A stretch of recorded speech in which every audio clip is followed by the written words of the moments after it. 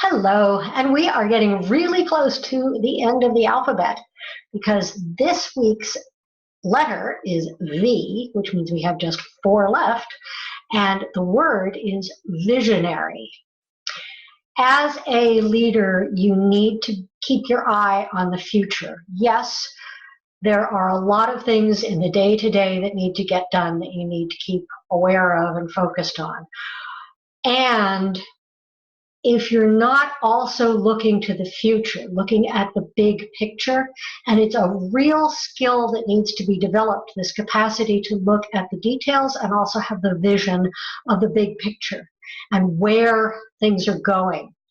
If you're not able to do that, though, you will stay on the nitty-gritty details, which are important, but which over time will get you stuck in a rut. It will not move your team, your career, or your company, the business that you work for, forward in a way that is productive and keeps the company, the business, viable in the long run. There's another V for you.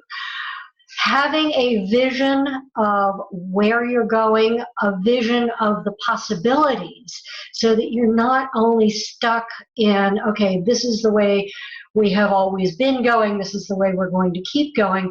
We can look at a lot of companies. Kodak is the big one that comes to mind, and some of you may not even remember that a long time ago they were the, wait for it, film company. When we did not have digital cameras, they and Fuji, but Kodak I think had the bigger market share, film cameras.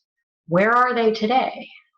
They did not have a vision of the future. They were not looking at what was going on around them and understanding where things were going, having a vision, being visionary.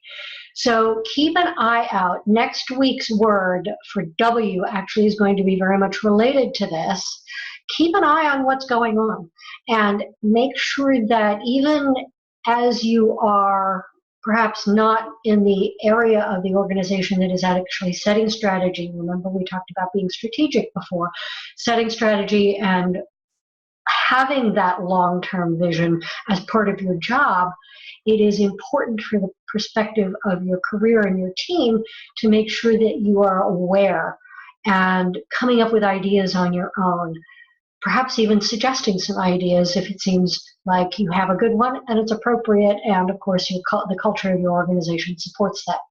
So that is this week's word, V for visionary, and I'll see you next week for W. And this is a word beginning with W. It's not the W, but wow, we are almost through the alphabet.